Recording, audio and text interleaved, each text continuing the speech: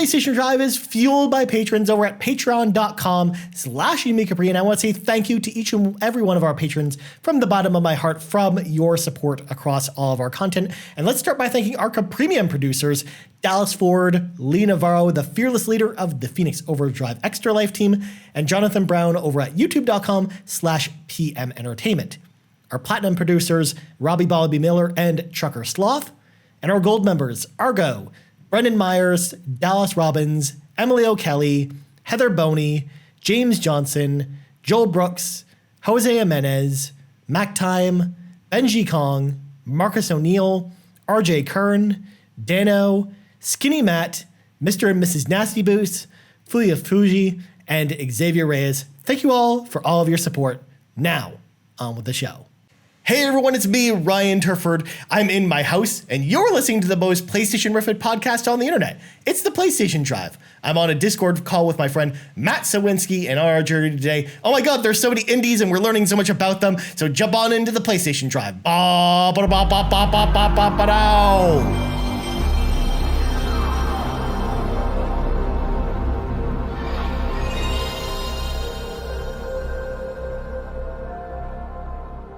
Hello, my dear friend Ryan. How are you doing? I am doing well, Matt. How are you doing on this fine Thursday, good sir? I'm good. I'm looking forward to a couple days of rest. Things have been wild over in Burnout Land the last little while, and I'm looking forward to a bit of a slowdown. I saw that. Of course, we have to say, we talked about it on the show last week a little bit, but we have to say our hearty congratulations to reaching 100 episodes of Burnout Brighter. Matt, congratulations from all of us here at the Yumi Capri community. That's an impressive milestone, and I saw you guys had an awesome show to go along with that. So I just wanted to say congrats here on the PlayStation Drive for that.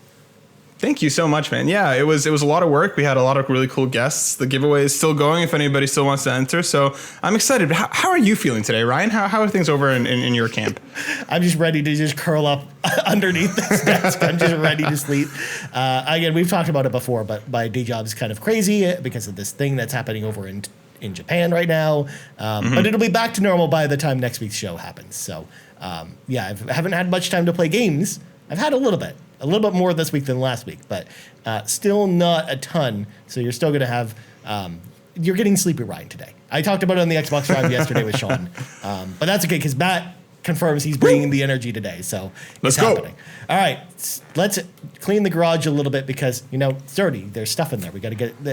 There's lots of stuff to talk about. So first up, if you would like to support the show, there's a number of ways to do that, of course. You can subscribe to us on your podcast feed of choice. We're on Apple Podcasts, Google Play, and Spotify, so you can go subscribe there. Also, you can leave us a 5-star review on Apple Podcasts if you're very nice, if you're a nice person. We got to eventually catch up to Mr. Badbit and the Trophy Room, our friends over there on their service, because they have like a bajillion Apple Podcast reviews, and we need to catch up. We need one at least. So please do us a favor. Be awesome. Throw us a review over there. You also subscribe to us if you're watching us on YouTube over at youtube.com/YumiCapri. Even if you're not watching YouTube right now, if you subscribe to us, you get video versions of this show, the RPG Cave, and the Xbox Drive, as well as audio-only versions of the Nintendo Drive and We the Gamer Cast. Ever since we did the rebranding a couple weeks ago, we had a lot of positive feedback about that. I talked about it on the Xbox Drive yesterday, but we finally hit over 1,000 watched hours on our YouTube YouTube channel, which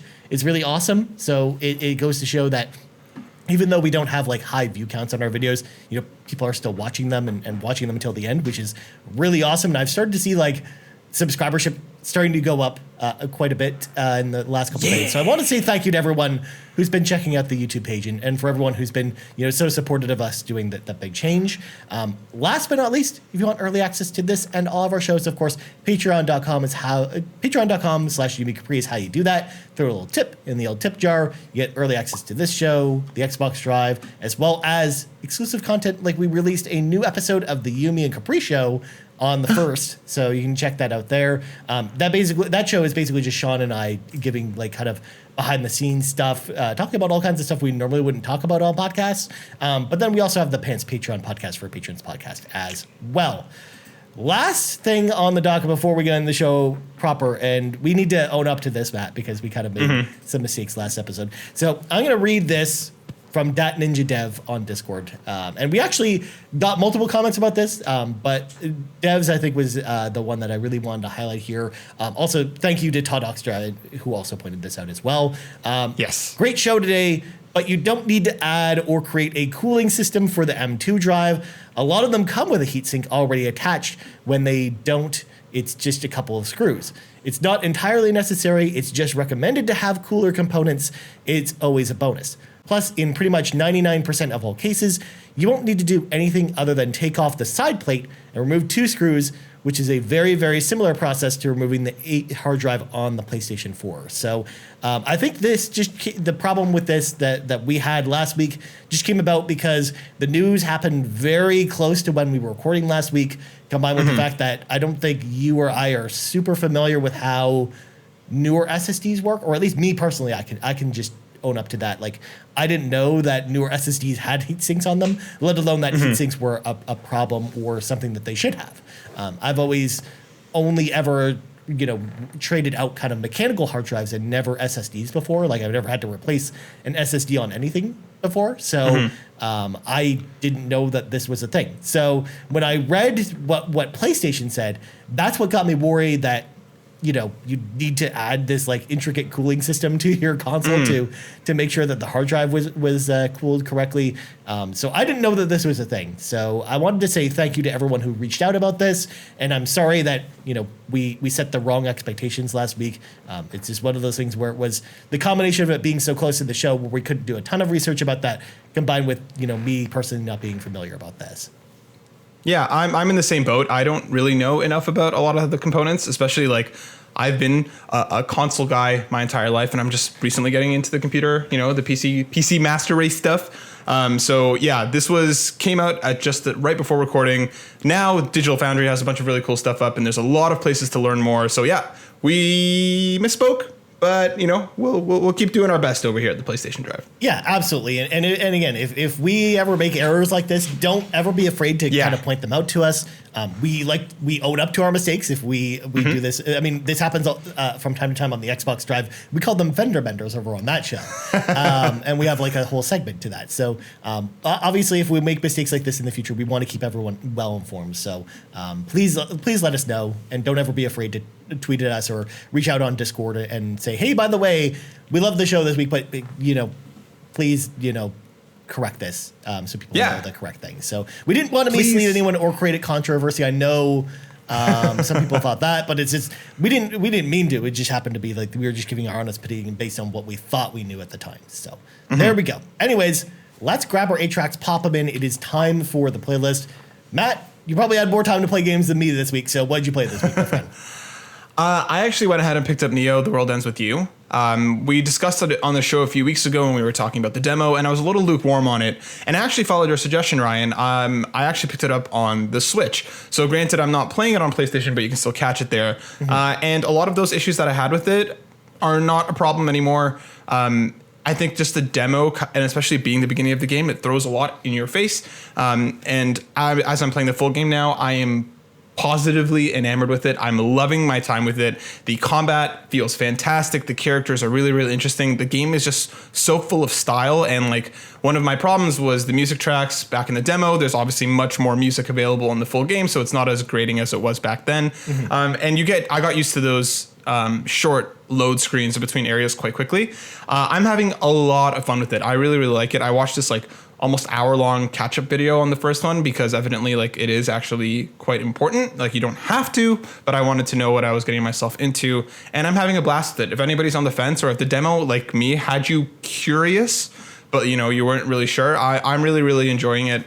And I'm having a great time with it. It's really good. I'm really liking it. That's awesome, dude. Yeah, I know that a lot of people had a lot of positive things to say about that game when it came out. Like I know reviews were really positive, and I've only heard positive word of mouth from people who've actually played it. So I am excited to pick that one up at some point. I just haven't picked it up yet because I know I just don't have time for it right now. But it's on the list of things to play through. In fact, I'm building up quite the backlog to kind of.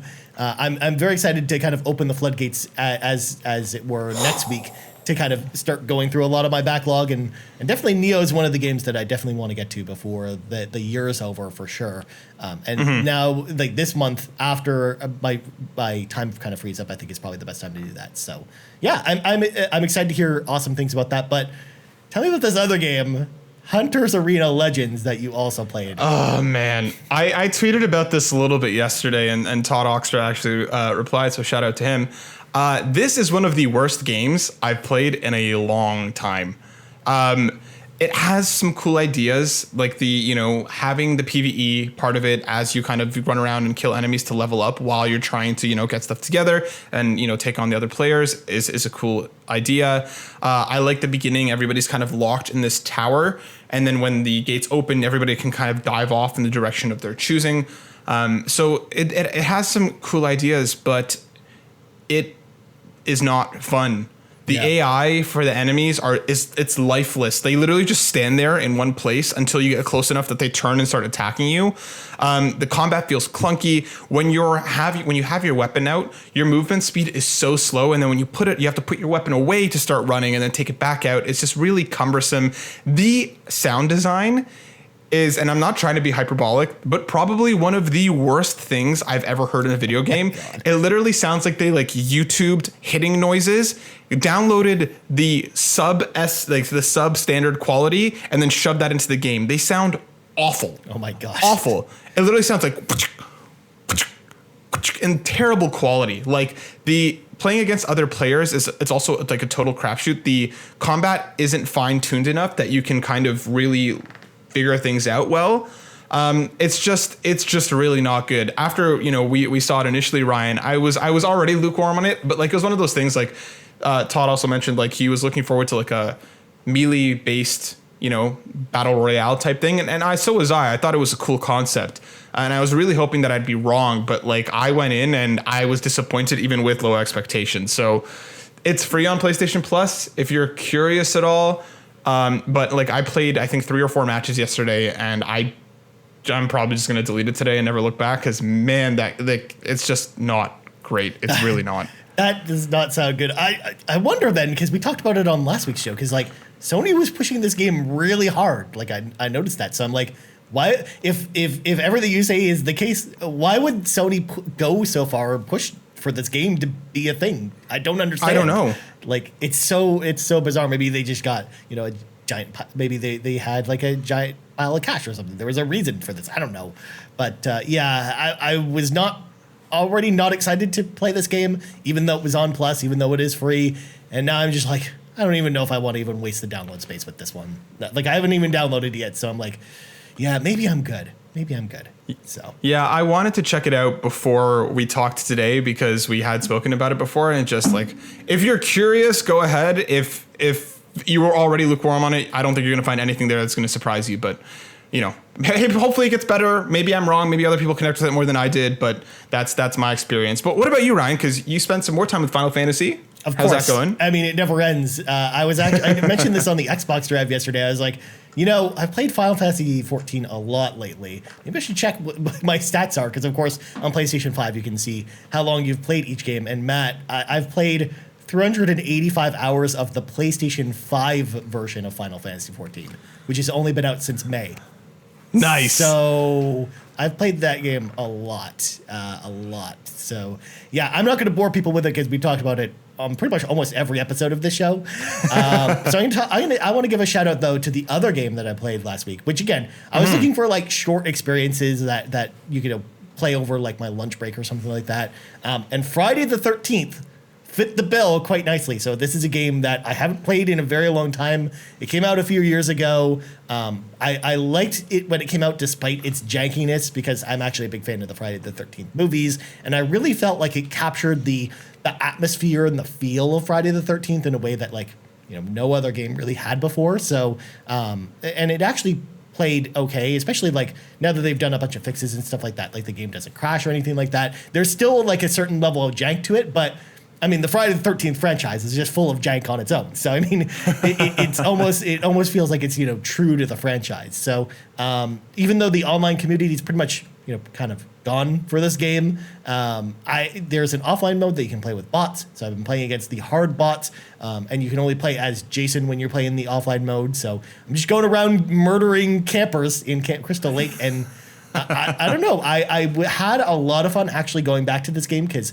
it's a game that I remember liking. And if you play it in small doses, I actually had like a really good time kind of revisiting this game. Walking around with like my NES Jason skin where I'm like purple and like teal, murdering people with like this like NES style like music in the background. Oh, so many great touches and so many callbacks to some great Friday the 13th moments from some of the movies, because you've got some of the characters are from the movies themselves. The locations themselves are pulled from the movies. So yeah, as a big Friday the 13th fan, I loved going back to it. At some point, I kind of want to organize like maybe like a Yumi and Capri night where we play Friday the 13th as like a community. Yeah, because you can still go and play it. It's just there's no one really else to play with from outside like your own kind of private matches. So either way, I had fun with it kind of on my lunch breaks, and I wanted to give a big shout out to it because it was a game that got me through some times this week. So let's slam the brakes on this conversation because we got some news to get to. It's time for some breaking news. Also, I played The Ascent a lot this week too on Xbox, so there is that too, but I won't talk about that here. We talked about it in the Xbox Drive yesterday. So first up, and normally when we talk about stories on the PlayStation Drive, we usually wait until they're officially confirmed. But I feel like this one has enough behind it, combined with the fact that it'll probably get confirmed either like this afternoon or by the time we record next. So I wanted to make sure we kind of talked about it here. Horizon Forbidden West has reportedly been delayed until Q1 2022. So first off, this was something that Jeff Grubb talked about on Grubb Snacks, which is his show over on Giant Bomb. And then this was picked up in an article by Jason Schreier over at Bloomberg. And then it's been reported to be the case by multiple outlets, basically confirming that they have all heard the same thing, which, again, at this point, we've talked about Horizon on the show and how, like, I wasn't going to be surprised at all if it got delayed until next year. And turns out, what seemed obvious is actually happening. But what do you think about this, Matt? And do you actually believe that this is actually the case? Like, I'm very confident that this is going to get announced between now and next show. But what do you think? You were right, Ryan. You were right. I tried to hold out hope, but it has been dashed. Yeah, I don't know. Anytime kind of Jason Schreier starts commenting on something, it goes up in my mind quite a lot. He doesn't usually report on anything unless he's like almost certain. It's not surprising, like you said. Like you've been predicting it for a while. If they need their time, take it. We've spoken about so many delays on the show over the last couple months, and it's because of the current climate and everywhere the world's at. If they need more time, by all means, take it. Like this fall is already shaping up to be kind of busy. So you know what? That's totally fine. Let them take their time. Come out next year, and I'm sure it's gonna be fantastic when it's ready. I'm not really too sad about it. Yeah, like I imagine this game comes out in like February of next year, and I think that's probably the perfect slot for it, especially because it doesn't have to worry about launching 3 weeks before Zelda this time, because I'm pretty confident that game's not coming out until like the end of next year at the earliest, if not getting delayed until 2023. So I think that it might be more advantageous for them to launch it like next fall rather than, or not next fall, next like February versus like this fall. I think that's probably the best way to go. So yeah, I know a lot of people were looking forward to that game this year, but I was just like, I just had a feeling from the second that that we saw some footage for it, I was not expecting it to come out this year. So yeah, but to be fair, I think it might be better for the game that it isn't, because there's, like you said, there's so much coming out this year as it is. So. And like the original came out around that time frame. It came out in March, I believe. No, it was the end of February as well. It was the end of February. Yeah. So I mean, why not? It worked for them the first time, and there's a lot of hype behind this and for the sequel. So yeah. Yeah. Perfect.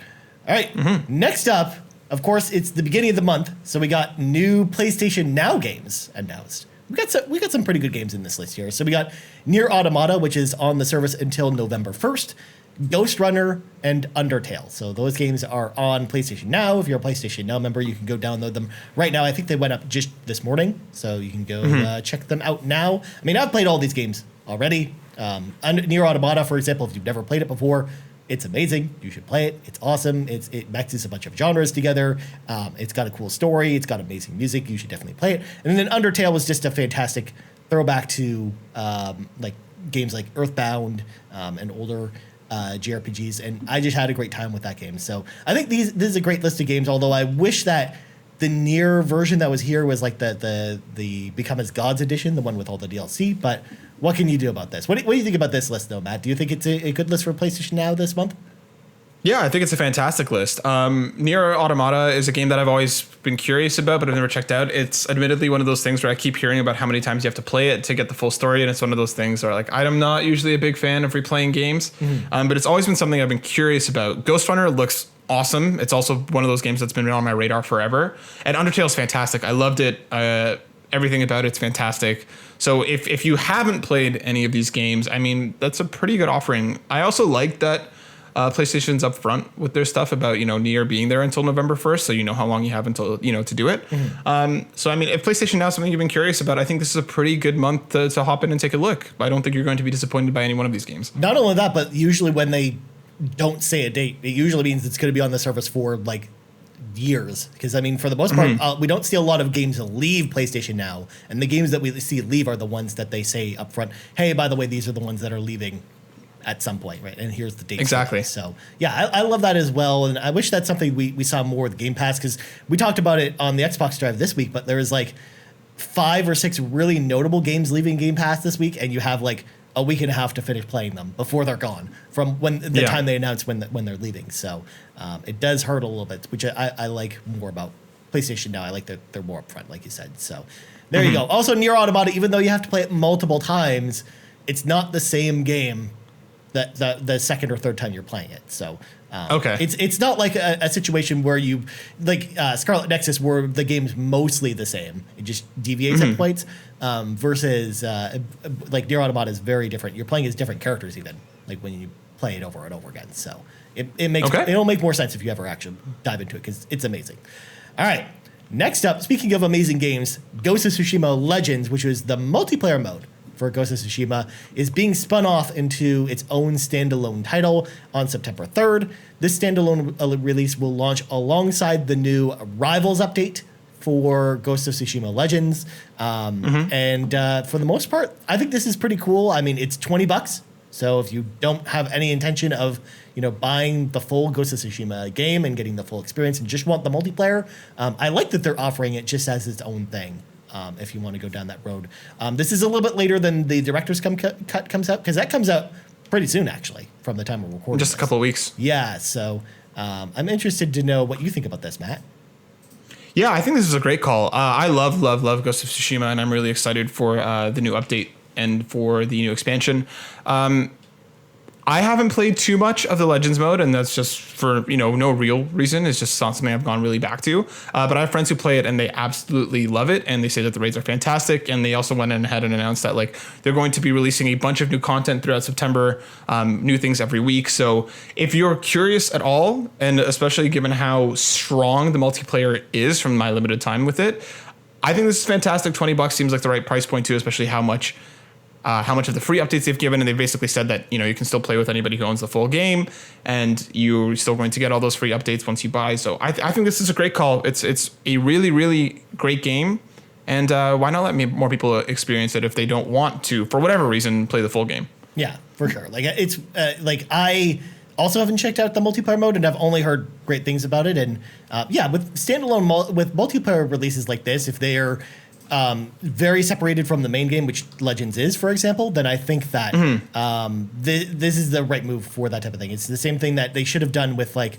the factions mode for the original Last of Us. Like that should have been kind of its own kind of standalone release too, I think, and more people I think would have come on board for that. I think, especially because it was just so different from the main game. So there you go. I also think this is a really easy sell for PlayStation Plus down the road, right? If they, for whatever reason, don't want to give away the full game, but, say January or February rolls around and they, put the multiplayer up for PlayStation Plus, again, that's more incentive for you to hop over into the full game if you like it. I think it's an easy sell. I think it's a great idea. For sure. Now, Matt, I'm going to go a little off the book here, because we got some breaking news that happened outside of what's on our document. So I'm going to read this from my phone because I just got an email from a friend over at Ubisoft with a press release. So I want to kind of talk about it here real quick. So Riders Republic is a game that people were pretty excited about. It got delayed until October.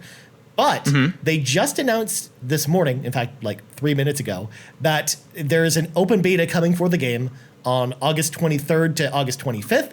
You have to sign up for it, but if you go to ridersrepublic.com/beta, you can actually go sign up, and it's for PlayStation 4 and PlayStation 5. So if you are at all interested in Riders Republic, and you want to check out the beta for the game, if you want to try it early, definitely go do that. Again, that literally just came across our desk literally right now. Like my phone just beeped at that. So I just read it straight from the press release. I'm definitely going to go sign up for this because we talked about it before when the game got delayed. I'm really excited for this game. Like, it looks really cool.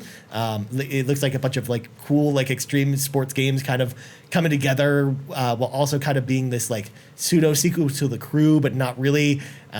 So I'm excited to try that out. Are you gonna sign up for the beta at all, Matt? Do you think?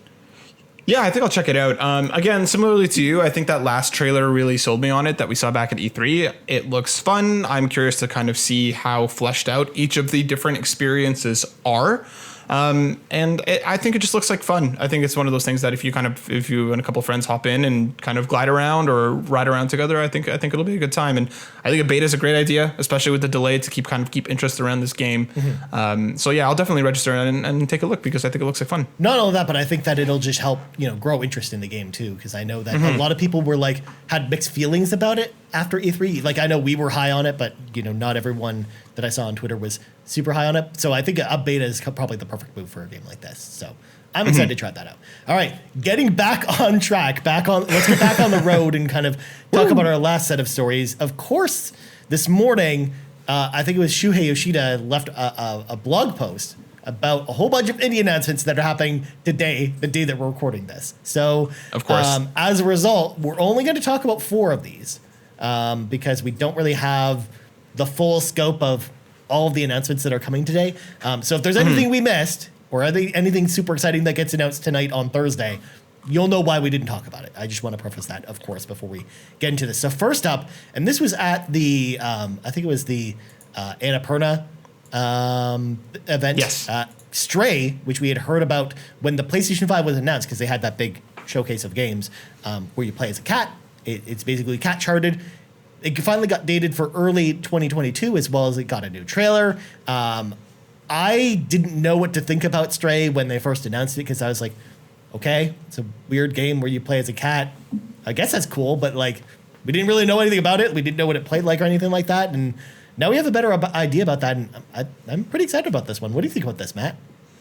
This one, after watching this trailer, shot up my list of most anticipated. This game looks fantastic. Something that I was really curious about, similarly to you, Ryan, is, we saw it. I was like, cool, a cat game. Everybody loves cats. This should be fun.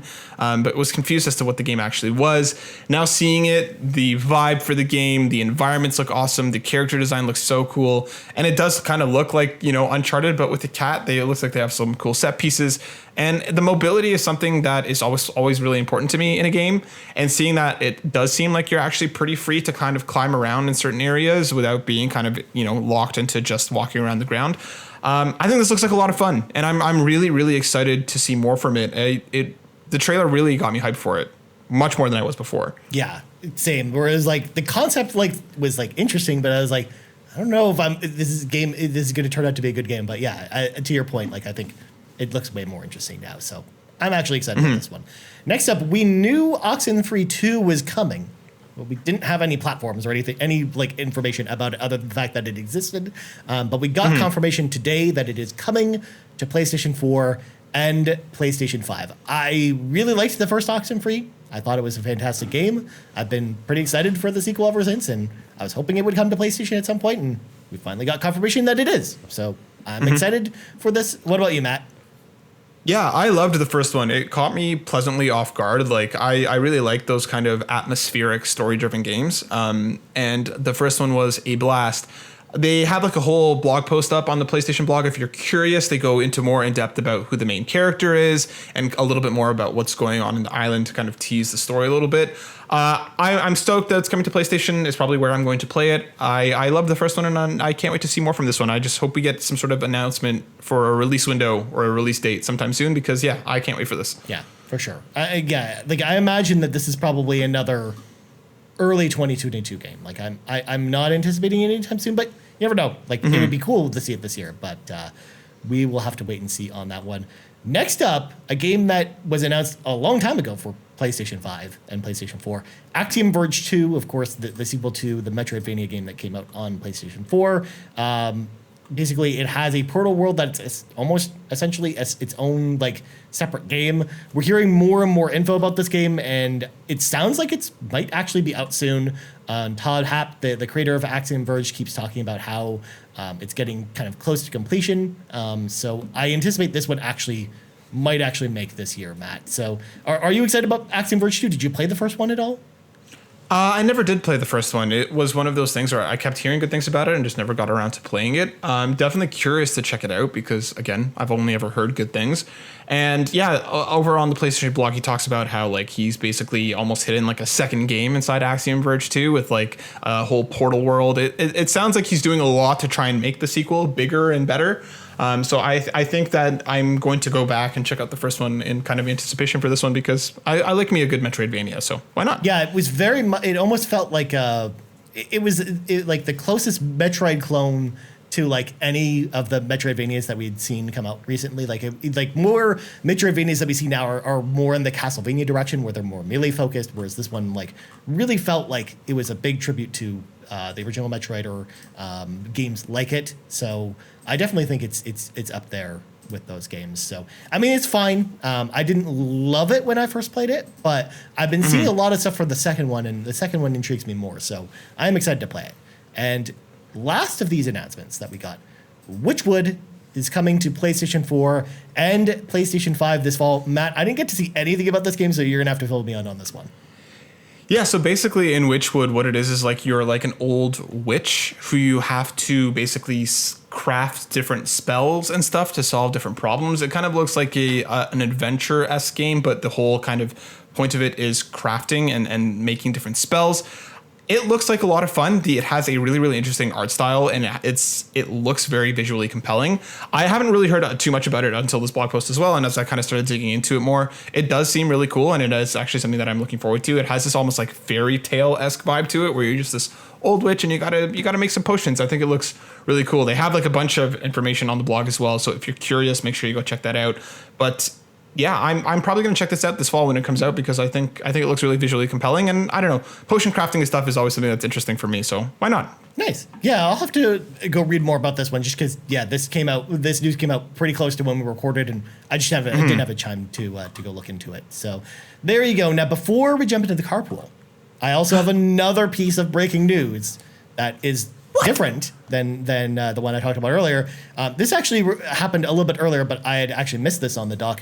Focus Home Interactive have announced that they have purchased Dotemu. Dotemu, for those that don't know, is the developer that did Streets of Rage 4. They also publish a bunch of other retro-esque games that I really love. Like, I think they're actually like a really solid publisher, and they put out a lot of really fantastic retro-style games that just warms my heart because I love those style games, especially, again, Streets of Rage 4, like, one of my favorite games from last year. So I'm so glad that they got picked up by someone that isn't THQ Nordic, for example. Focus Home Entertainment, for those that don't know, they do stuff like Plague Tale and a bunch of like more like European style games because they're basically a European publisher, and they do a lot of cool stuff. So I'm actually glad that they're the ones to pick up Dotemu because I think that they're really gonna kind of respect what Dotemu's done kind of in the retro community. They're not going to try and change them too much or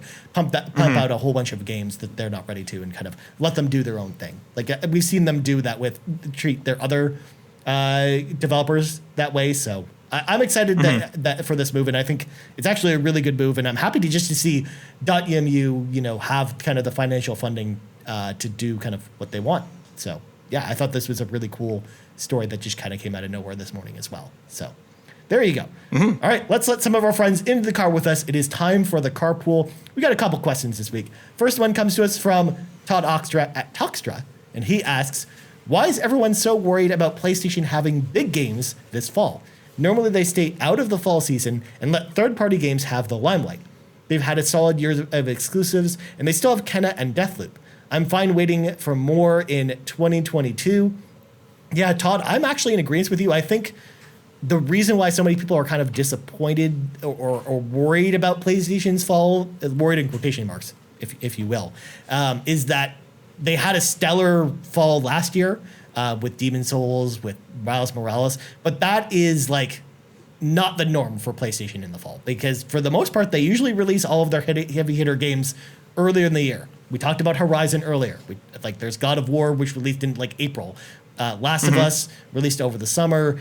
Ghost of Tsushima also over the summer. And this year was more of the same, where we had Returnal and Ratchet come out over the summer this year. And that's more from what I usually expect for Sony rather than last year, which was just an odd example. And the reason they did that last year was because we had the new console last year. So of course they're going to release their games in the fall like last year. So yeah, I'm with you, Todd. Like, I know like a lot of people are kind of talking about this on Twitter and kind of worried in quotation marks for PlayStation this fall. But I don't think they need to be, because I think, to your point, Todd, like they mostly rely on for third parties anyways. And it's not like we're not getting any PlayStation exclusives this fall with, to your point, Deathloop and Kenna coming out next month. So yeah, that's kind of what I think about this. What do you think about this question, Matt?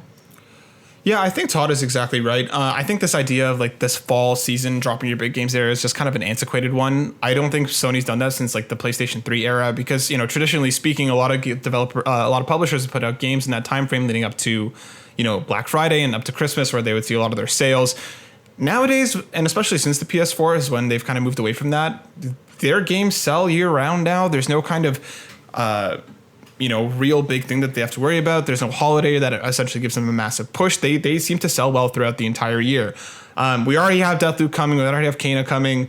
There's stuff like Guardians of the Galaxy. There's a new Battlefield. Like there's already so much happening.